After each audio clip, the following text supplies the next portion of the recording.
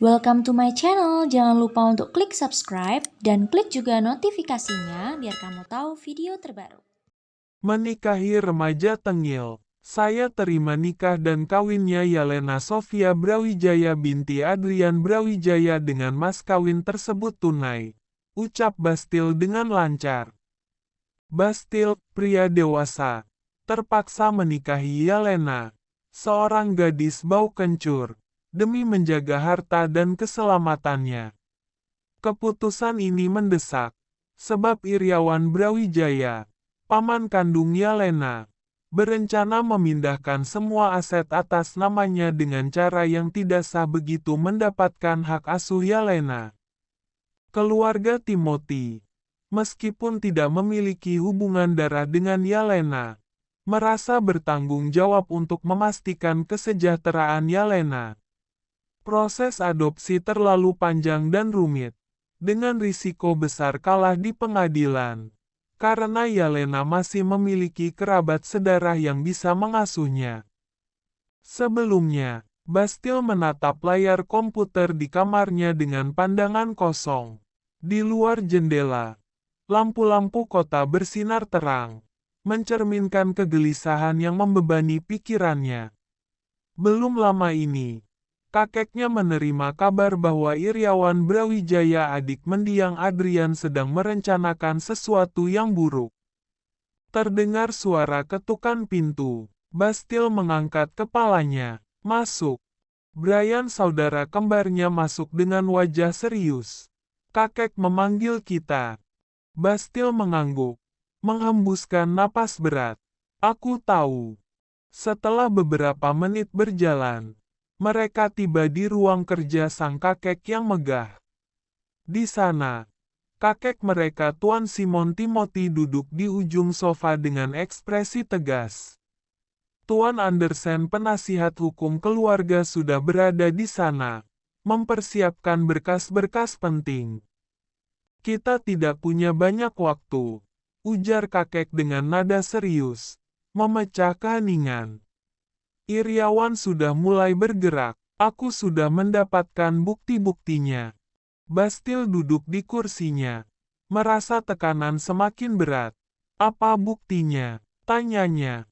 Tuan Andersen mengeluarkan beberapa dokumen dari tasnya dan meletakkannya di meja. Kami menemukan bukti korespondensi yang jelas menunjukkan niat Tuan Iriawan.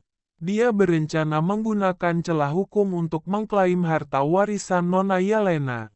Bastil meraih dokumen-dokumen itu, lalu membacanya sekilas. Sementara Brian menatap Tuan Andersen dengan serius. Apakah tidak ada cara lain untuk melindunginya? Saat ini kita sedang membicarakan seorang anak kecil. Penasihat hukum menggeleng. Hukum tidak berpihak pada kita dalam kasus ini. Celah hukum bisa dimanfaatkan oleh Tuan Iriawan. Satu-satunya cara yang pasti untuk melindungi Nona Yelena dan hartanya adalah melalui pernikahan. Jika Tuan Muda Bastil menikahinya, dia akan memiliki hak penuh untuk melindungi dan mengelola harta tersebut. Brian merasakan gelombang emosi yang campur aduk dalam dirinya. Dia menatap kakeknya dengan tegas. Ini gila, Yelena masih kecil. Bagaimana mungkin kita mempertimbangkan pernikahan? Kakek mereka, yang selama ini selalu menjadi pilar kekuatan keluarga, menatap Bastil dengan penuh pengertian. Aku tahu ini keputusan yang berat. Tapi ini satu-satunya cara untuk memastikan Yelena aman dan harta keluarganya tidak jatuh ke tangan yang salah. Kita harus melindungi dia, dan hanya kamu yang bisa melakukannya. Brian, yang biasanya tenang, kali ini terlihat gelisah. Bas, ini bukan keputusan yang bisa dianggap enteng. Ini akan mengubah hidupmu. Kamu harus memikirkan semuanya baik-baik. Bastil berdiri, berjalan menuju jendela, menatap keluar dengan pandangan jauh. Aku tahu, katanya pelan. Tapi jika ini satu-satunya cara untuk melindunginya, maka aku akan melakukannya. Bas, Tegur Brian. Sesungguh dia tidak menyetujui rencana kakeknya ini. Tidak masuk akal menikahkan seorang pria dengan gadis kecil hanya demi harta. Namun, tanggapan Bastille selanjutnya membuat Brian tergemap. Semua mata tertuju padanya, merasakan keteguhan dan keraguannya sekaligus. Bastille berbalik, menatap kakek dan saudara kembarnya. Aku akan menikahi Yelena. Kakek mengangguk dengan wajah penuh rasa terima kasih. Terima kasih, nak. Kita akan melakukan segalanya untuk memastikan Yelena aman. Brian meremas kepalanya frustrasi. Ini benar-benar gila. Malam itu, keputusan besar diambil. Pernikahan Bastille dan Yelena dilaksanakan secara rahasia. Hanya diketahui oleh keluarga dan beberapa orang terpercaya. Bastille merasa bebannya semakin berat, tetapi dia tahu bahwa ini adalah keputusan yang harus diambil demi melindungi Yelena dan warisan keluarganya. Bastille membawa Yelena ke mansion pemberian kakeknya. Mansion itu memiliki paviliun besar yang sama megahnya di belakang, yang lebih pantas disebut mansion kedua alih-alih bangunan tambahan. Mulai hari ini, kamu akan tinggal di sini. Hiduplah dengan tenang sampai semuanya aman. Jangan menunjukkan dirimu pada saya, karena saya tidak terbiasa dengan anak kecil, ujar Bastille pada gadis kecil di sampingnya.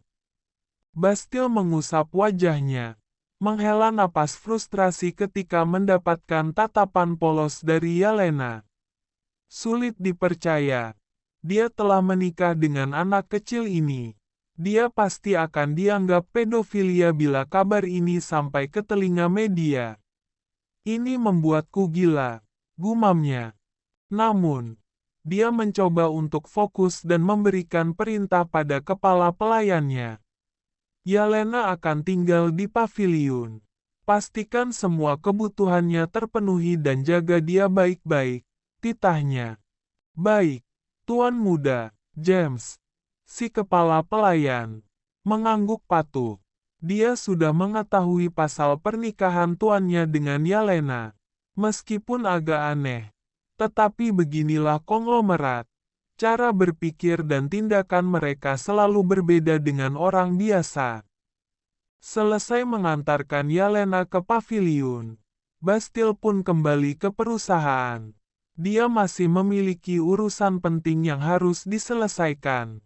Namun, di tengah perjalanan, insiden nahas menimpanya. Mercedes hitam yang membawa Bastille ditabrak truk yang melaju kencang.